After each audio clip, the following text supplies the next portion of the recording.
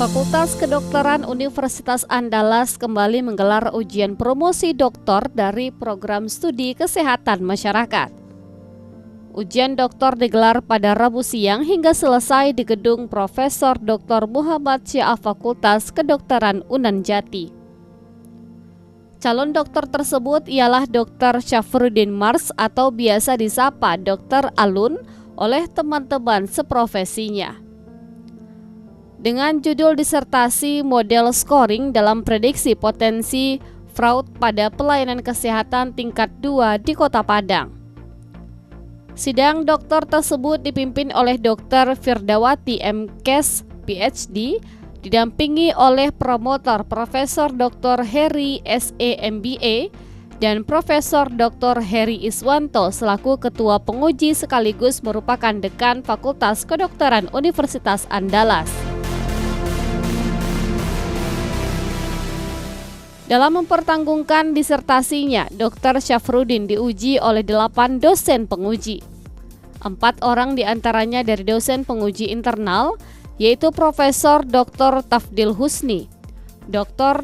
Rima Semiarti, Ade Suzana Eka Putri SKM MKom Health SCPSD, Dr.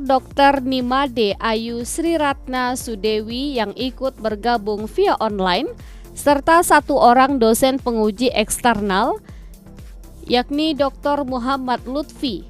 Selain itu, turut menguji dari dosen undangan, yakni Dr. Yefri Zulfikar, Dr. Dery Mulyadi, dan Dr. Gigi Febrin.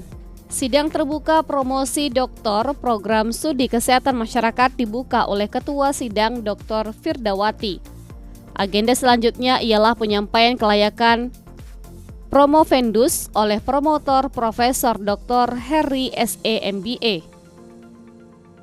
Dengan mengucapkan Bismillahirrahmanirrahim dan mengharapkan ridho dari Allah Subhanahu wa Ta'ala, sidang terbuka promosi doktor program studi kesehatan masyarakat program doktor Fakultas Kedokteran Universitas Andalas saya buka dengan resmi. Untuk tidak mengganggu jalannya sidang terbuka promosi doktor ini, diharapkan kepada para hadirin untuk tidak mengaktifkan audio selama sidang berlangsung. Atas perhatian dan kerjasama yang baik, kami ucapkan terima kasih. Sebelum ujian dimulai, kami persilakan terlebih dahulu kepada promotor untuk menyampaikan laporan kelayakan promovendus kepada Profesor Dr. Heri S.E. MBA. Kami persilakan dengan hormat.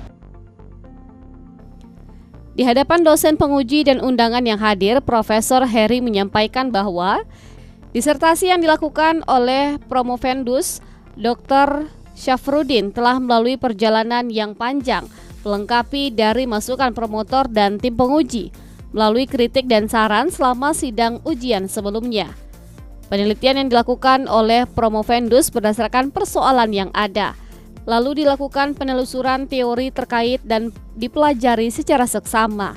Menurut tim promotor, disertasi dari promovendus secara akademik berbobot dan memiliki kajian dalam yang baik serta memenuhi persyaratan ilmiah.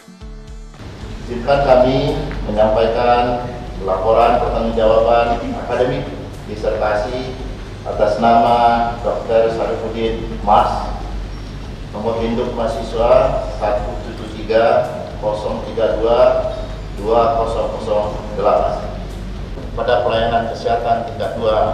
Peneliti akan menerapkan perhitungan scoring tersebut melalui luaran media pembelajaran atau aplikasi berupa kartu scoring sehingga memudahkan dan luas dalam penggunaan praktis dan akses terbuka serta tanpa pembiayaan yang dapat dimanfaatkan oleh manajer rumah sakit dalam mengidentifikasi risiko fraud. Ketua dan sekretaris serta sidang ujian yang kami hormati, menurut penilaian kami, tim promotor disertasi promovendus secara akademik berbobot dan memiliki kedalaman kajian yang baik serta telah memenuhi persyaratan ilmiah. Disertasi ini telah disusun dengan format dan bahasa yang baik, kenalaran yang didasarkan pada tinjauan pustaka yang mutakhir dan cukup luas, baik dalam telaah maupun pada argumentasi pembahasan hasil berdasarkan data yang dikumpulkan, dianalisis dan disajikan, diinterpretasikan dengan baik dan benar. Adapun ringkasan disertasi yang berjudul Model Scoring dalam Prediksi Potensi Fraud pada Pelayanan Kesehatan Tingkat 2 di Kota Padang yang disampaikan langsung oleh dari Promovendus Dr. Syafruddin. Berawal dari potensi fraud dalam sistem jaminan kesehatan di Indonesia sudah ada sejak awal. Dampak dari adanya fraud dari kerugian yang dialami oleh Badan Penyelenggara Jaminan Sosial BPJS, fenomena yang ada terhadap layanan kesehatan oleh BPJS Kesehatan ditemukan mengalami kerugian dari tahun ke tahun. Tujuan dari penelitian ini adalah untuk mengetahui scoring dalam prediksi potensi fraud pada pelayanan kesehatan tingkat 2 di Kota Padang. Lebih lanjut disampaikan bahwa penelitian ini menggunakan studi kasus kontrol. Data dikumpulkan di pelayanan kesehatan tingkat 2 di Kota Padang dari Juli 2020 hingga Januari 2023, di mana jumlah subjek dalam penelitian adalah 151 kelompok kasus. Di antaranya data pasien pada pelayanan rawat inap, unit bedah, penyakit dalam, kandungan, dan anak di fasilitas pelayanan tingkat 2 di Kota Padang yang terdapat salah satu tipe fraud. Upcoding, readmission, possible, anniversary admission pada tahun 2019. Pada tahap 1, kita lihat faktor yang mempengaruhi fraud pada pelayanan kesehatan tingkat 2. Pertama, kita lihat ketidakjelasan kebijakan, kurangnya sosialisasi kebijakan baru, kemudian pengawasan internal yang kurang ketat, ketidakjelasan catatan medis, kemudian tekanan kerja tinggi, dan kompleksitas sistem jaminan kesehatan nasional adalah faktor-faktor yang mempengaruhi terhadap terjadinya fraud pada pelayanan kesehatan tingkat 2. Kemudian sistem pencegahan fraud pada pelayanan kesehatan tingkat 2, kebijakan pencegahan fraud dan regulasi sudah ada dan cukup baik, pelaksanaannya di lapangan masih memerlukan perbaikan. Pengawasan internal seringkali tidak konsisten dan hanya formalitas, sehingga perlu diperketat. Pelatihan rutin sosialisasi kebijakan penting untuk meningkatkan pemahaman dan kepatuhan staf. Tekanan kerja tinggi dan beban administrasi juga menjadi faktor penyebab kesalahan yang berujung pada fraud.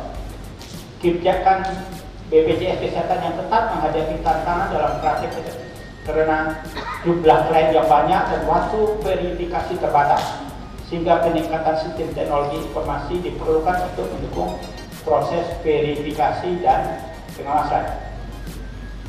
Pada studi kuantitatif kita lihat determinan yang berhubungan dengan risiko fraud dari variabel faktor klinisi. Kita lihat p-value-nya, kemudian jenis kelamin, spesialisasi, faktor koder, jenis kelamin, pendidikan, pelatihan, lama kerja.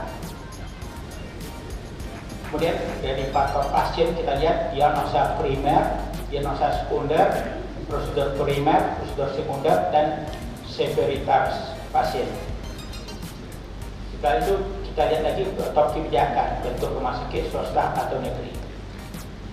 Dari studi kuantitatif ini kita seleksi variabel kandidat model scoring untuk memprediksi potensi fraud ini. Pertama kita lihat dari semua variabel itu baru dapat yang kandidat. Kandidat itu pertama kita lihat dari jenis kelamin klinisi, kemudian diagnosa primer, diagnosa sekunder, prosedur primer, severitas pasien berat.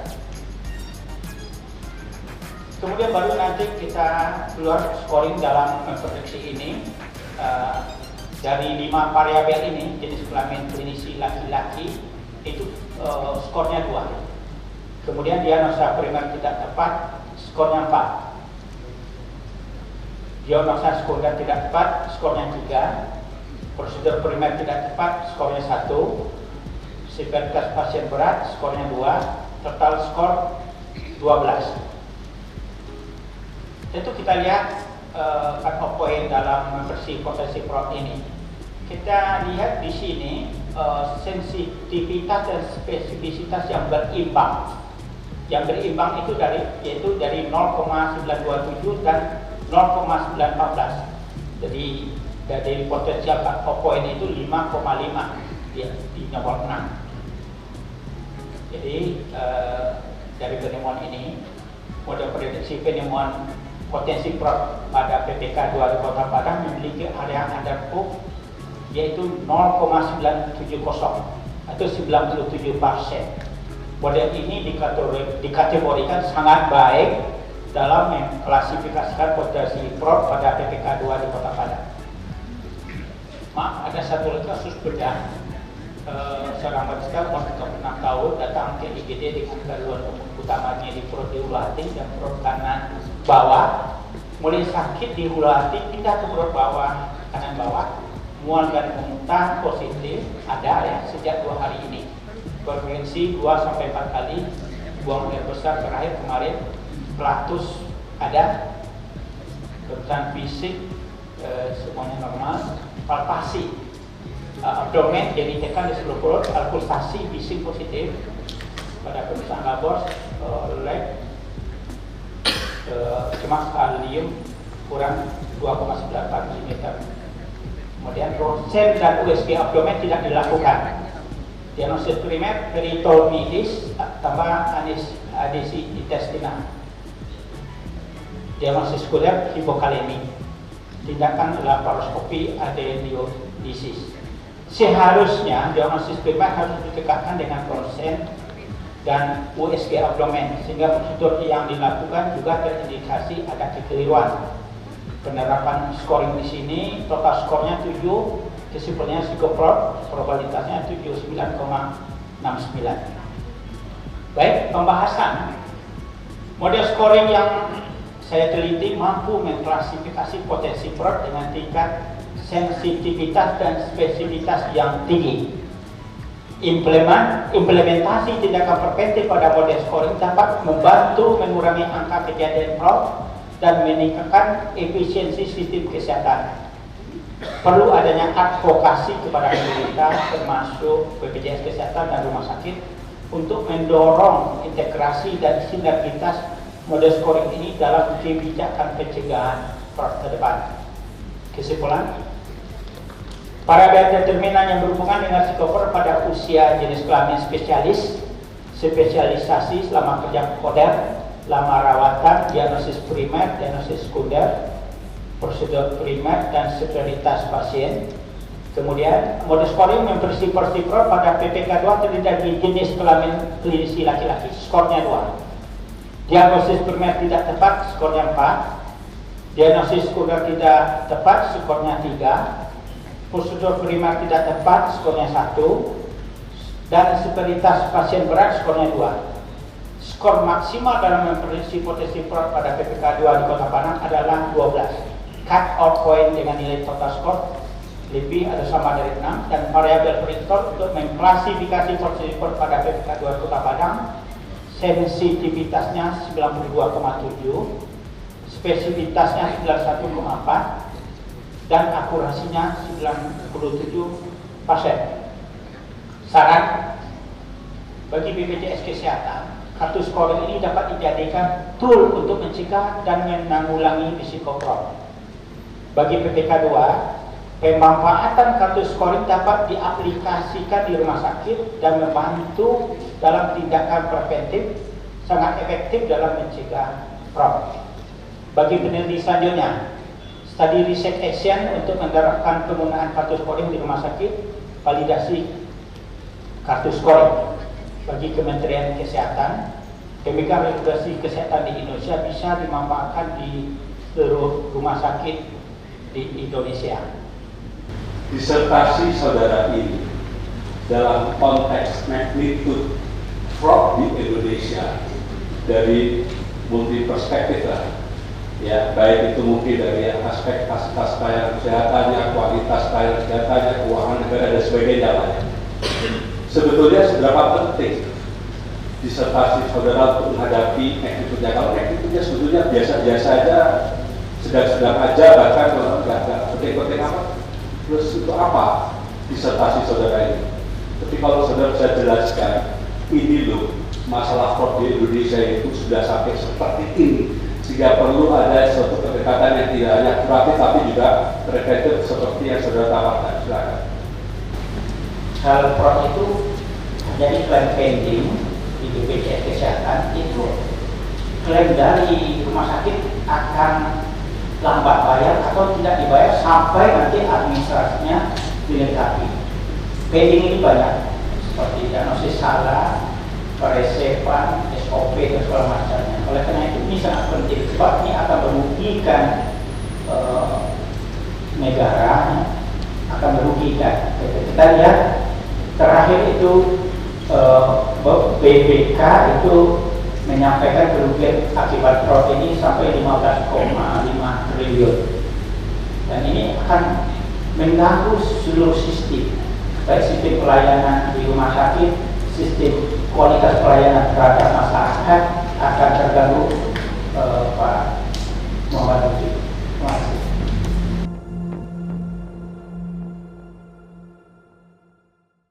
Barang haram tersebut dikendalikan oleh 2 orang narapidana di Lapas Kelas 2A Padang. Polisi Kabu Kampung Tangah menggerebek sejumlah rumah yang diduga digunakan sebagai lokasi kumpul kebo. Pengerjaan perbaikan ruas jalan tidak sesuai dengan harapan masyarakat. Presiden Jokowi meninjau langsung lokasi terdampak parah banjir bandang di Bukit Batabuah. Kasus ini sendiri terungkap dari hasil patroli tim cyber Polda Sumbar.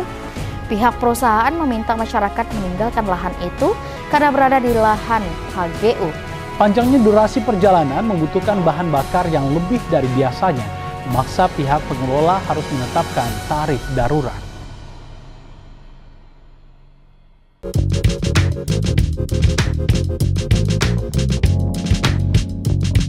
Adapun tujuan penelitian, tujuan umumnya yaitu menemukan model scoring dalam prediksi potensi fraud pada pelayanan kesehatan tingkat 2 di Kota Padang.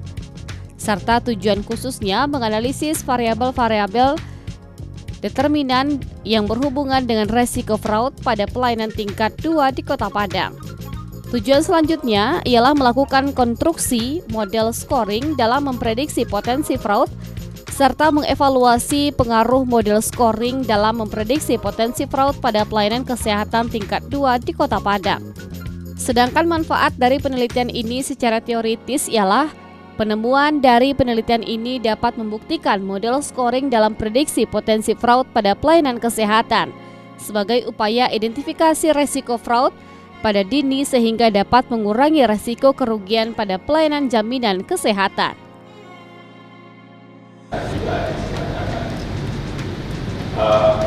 Kita mengenai fraud itu atau penipuan itu dalam area ini itu punya dampak negatif yang banyak ya.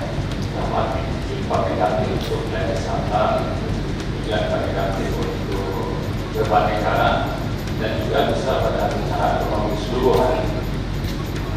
Dari penelitian Profesor tadi itu kan melihat faktor-faktornya fraud itu, kemudian hasilnya mungkin ada scoring gitu ya, apa scoringnya.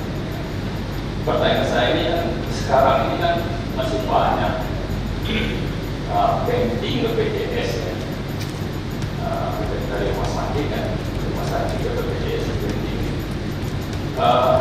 Apakah model scoring ini yang ada temukan ini bisa dilakukan? Karena kadang-kadang di tingkat 2 tahun yang baik itu pelaksanaan sekarang ini, artinya penelitian ini kan tingkat 2 kepada ya.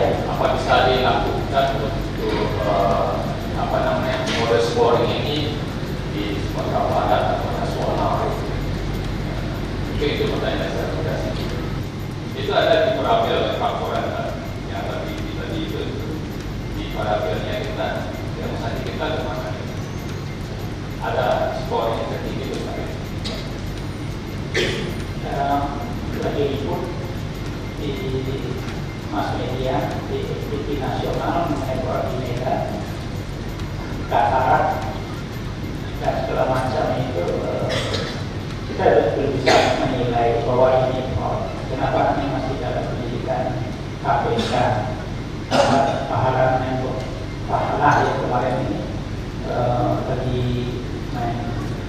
menyampaikan bahwa ini terjadi kesalahan-kesalahan di rumah sakit di Medan, Tataran, di Jakarta dan beberapa daerah. Kita tidak bisa mengatakan fraud, dan ini mereka belum mempergunakan status koordinat.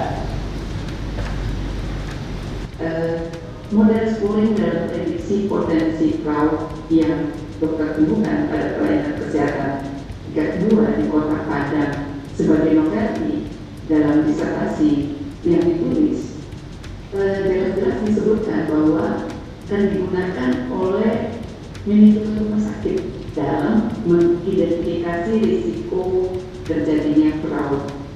Di sisi lain, sebagaimana tadi juga Bapak Dr. Syafruddin sudah sampaikan beberapa di media massa, justru beberapa kasus yang terjadi fraud ini itu terkait dengan manajemen rumah sakit yang dapat melakukan tindakan-tindakan yang berpotensi terjadinya fraud. Nah, bagaimana dokter menyikapi nanti untuk memastikan bahwa model scoring yang tepat ini berguna, tepat sasaran dan berdampak signifikan. Demikian. Dari fraud yang Bapak teliti, di sini ada uncoding, readmisi, dan unnecessary admisi ya Pak. Variabel-variabel yang teridentifikasi dapat memprediksi terjadinya fraud ketika seorang pasien masuk itu ada dari faktor klinisinya dan di sini spesialis ya. Kemudian diagnosis primer, diagnosis sekunder, prosedur primer, dan tingkat severitas. Rasanya dari variabel-variabel ini ditambah dengan penelitian kualitatif yang Bapak laporkan di sini, dengan perubahan sistem pembayaran provider dari fee for service sebelumnya menjadi case mix dalam hal ini nasi bijis, artinya kita tidak mampu atau kita tidak berintegritas gitu untuk tidak melakukan kecurangan.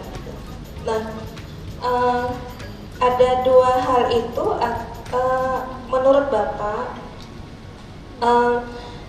tentu ini tidak bisa menjadi tanggung jawab rumah sakit sendiri, karena rumah sakit juga menghadapi segala masalah itu. Tapi ada tiga pihak, saya rasa ada rumah sakit sebagai provider, ada pemerintah sebagai yang punya uang atau yang pemilik kebijakan, dan ada BPJS sebagai pembayar. Apa yang bisa dilakukan oleh ketiga pihak ini supaya hal-hal seperti ini ya tadi itu kemampuan kita apakah ada atau tidak, atau berintegritas atau tidak petugas kita atau rumah sakit kita, apa yang bisa dilakukan kolaborasi dari ketiga pihak ini sehingga masalah pembiayaan tidak merugikan lagi ketiga pihak, tidak merugikan BPJS, tidak merugikan pemerintah, dan tidak merugikan rumah sakit. Ini tepat. Terima kasih. Tentu kita lakukan di sini transparansi dan audit. Ya, audit berkala secara rutin itu penting. Kalau sudah diaudit, baik pun rumah sakit ataupun BPJS, sebenarnya mereka sudah diaudit, tapi memang seperti yang saya sampaikan tadi di disertasi saya, ini kan belum optimal pekerjaan dari tim dan apalagi BPK dan segala macamnya belum bekerja secara optimal atau belum turun. Baru turunnya KPK maupun yang lain-lain ini pada tahun 2024 ini. Kemudian dari pertanyaan Ibu, selain sudah audit tentu transparansi informasi. Ya, kalau transparan semuanya tentu tidak akan melakukan macam-macam dari pihak baik pun rumah sakit maupun dari BPJS sendiri. Kita maklum, kita harus mengerti BPJS sudah transparan untuk hal-hal seperti ini. Itu Bu, terima kasih. Disertasi itu berhasil dipertahankan oleh Syafruddin di hadapan 8 orang penguji. Dengan begitu, Syafruddin resmi menyandang gelar doktor di Fakultas Kedokteran Universitas Andalas dengan program studi ilmu kesehatan masyarakat dengan yudisium sangat memuaskan. Setelah dinyatakan lulus, Syafruddin yang kini bergelar Dr. Syafruddin Mars dalam kata sambutan yang mengucapkan terima kasih kepada semua pihak yang terlibat dan membantu dalam proses penyusunan disertasi, kepada promotor, tim dosen penguji, serta keluarga besar yang setia memberikan dukungan kepadanya. Waktu awal-awal jaminan kesehatan dilaksanakan di Indonesia, saya 2 periode ketua tim kendali mutu, kendali biaya BKN Provinsi Sumatera Barat. Itu dasarnya saya tertarik meneliti fraud ini. Kenapa? Awal-awal memang banyak sekali terjadi kecurangan-kecurangan di perjalanan BPJS Kesehatan ini, Jaminan Kesehatan Nasional ini. Itu salah satu motivasi saya. Memang sebagai ketua TKNKB waktu itu, saya turun ke lapangan, saya turun ke klinik-klinik, saya turun ke rumah sakit di seluruh Sumatera Barat. Malah waktu itu Padang ini menjadi percontohan kapitasi berbasis komitmen pelayanan. Jadi percontohan nasional itu Kota Padang dan Kota Bali. Tapi kami yang lebih sering edukasi ke seluruh Indonesia.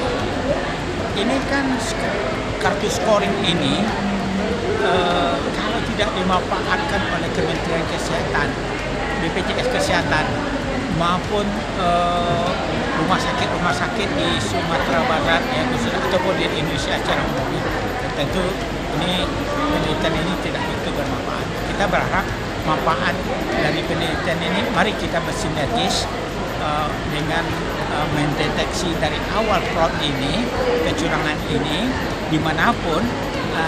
Jadi sudah terjadi fraud baru kita lakukan tidak bukan. Ini deteksi dini itu kita sebelum terjadi fraud kita sudah melakukan preventif di sini. Kita lihat dari segi manajemen rumah sakit, dari Direktur Utama Rumah Sakit Unan, Dr. Jeffrey Jufika, spesialis urologi konsultan MKes. Persilakan. Oke, terima kasih Pengasar. Ketupat pahu makan di alun-alun. Digelar tingkat duduk bersama sahabat.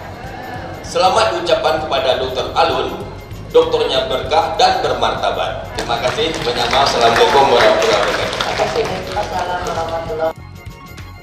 Sementara itu, Dekan Fakultas Kedokteran UNAN, Profesor Dr. Heri Iswanto mengucapkan selamat kepada Dr. Syafruddin. Dengan demikian, beliau merupakan dokter yang ke-86 di program studi ilmu kesehatan masyarakat.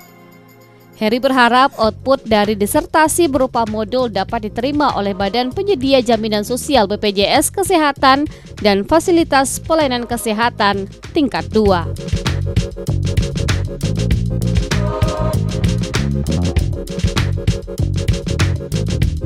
Memang hari ini kita itu melihat kejadian dan pengalaman dalam kesehatan itu memang sangat luar biasa. Kenapa? Karena fraud itu semakin hari semakin tipis. Dan antara benar dan tidak itu semakin lama semakin tipis. Artinya apa? Sehingga pada saat selanjutnya tuan berwisata untuk mencari jalan bagaimana dapat menjaga fraud itu tidak terjadi. Dan kita bersyukur pada hari ini sudah dinarasikan dalam presentasi dan mudah-mudahan ini akan menjadi bermanfaat bagi kita. Kalau Pak Syafruddin Alun ini adalah dokter dari program studi dokter ilmu kesehatan masyarakat, itu adalah dokter kami yang ke-86 itu prodi ilmu kesehatan masyarakat program dokter. Ya, memang ada ya, memang daripada sejak tahun kita mulai itu karena kita sudah terlibat di itu, memang fraud itu ada terjadi dan biasanya pada saat bulan itu kita bisa mengatakan misalnya itu bisa dimaklumi. Dan pada akhir-akhir ini karena semakin hari semakin lama dan pada antara fraud dan juga menjadi tipis, maka perlu ada instrumen yang bisa untuk mengawal atau mendeteksi itu lebih awal. Sehingga nanti dispute